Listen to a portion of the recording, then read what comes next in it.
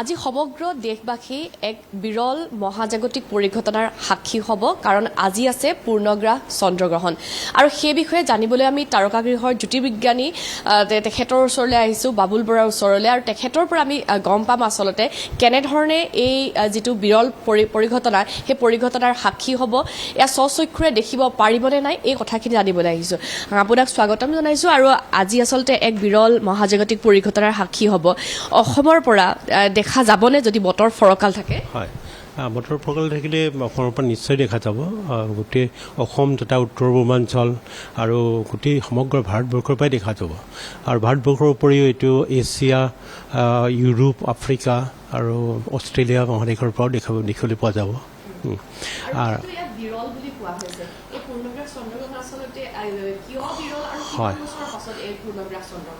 হয় বিৰল মানে এইটো পূৰ্ণগ্ৰাসটো খুব মানে সঘনাই হৈ নাথাকে কেতিয়াবা আংশিক হয় ধৰক এইটোৱে এতিয়া 2023 চনৰ ইয়াৰ আগৰটো 2023 চনৰ 28 অক্টোবৰতহে হৈছিলে তাৰপিছত এইটোহে এতিয়া আমি পূৰ্ণগ্ৰাস হিচাপে পাম তাৰপৰা ইয়াৰ পিছত আকৌ 2026 চনৰ 3 মাৰ্চত হ'ব 3 মাৰ্চত পূৰ্ণগ্ৰাস চন্দ্ৰগ্ৰহণ এটা দেখিবলৈ পোৱা যাব এইটো আমিও দেখিবলৈ পাম তাৰপিছত আকৌ 29 চনলৈ ৰ'ব লাগিব গতিকে সেইকাৰণেই মানে 2-3 বছৰ এনেকৈ ব্যৱধানত কেইটা বজাৰ সময়টো কিমান হ'ব 82 মিনিট যিহেতু কেইটা বজাৰ পৰা লাগিব এয়া এইটো আংশিক গ্ৰহণৰে মানে চন্দ্ৰগ্ৰহণৰ আৰম্ভণি ঘটিব 9:57 নিশা 9:57 হৈ পেলাই 11 বজাত মানে পূৰ্ণগ্ৰাস চন্দ্ৰগ্ৰহণ দেখিবলৈ পাম মানে চন্দ্ৰগ্ৰহণৰ পূৰ্ণতাটো আৰু 11 বজাৰ পৰা মানে এই 12:22 এইটো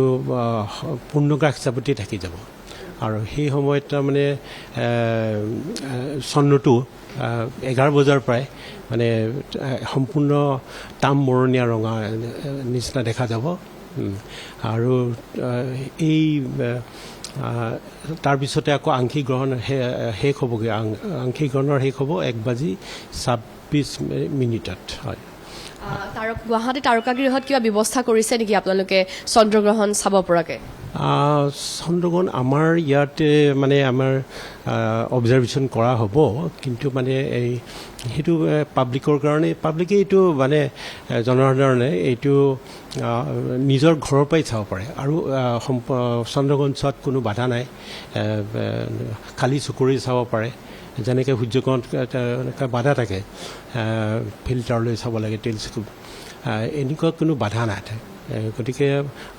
নিজৰ ঘৰৰ পৰাই যিখিনি চন্দ্ৰ ওলাই থাকে তাক চাব পাৰিব আমি ইয়াৰ পৰা নি অবজাৰ্ভ কৰিম বৈজ্ঞানিকভাৱে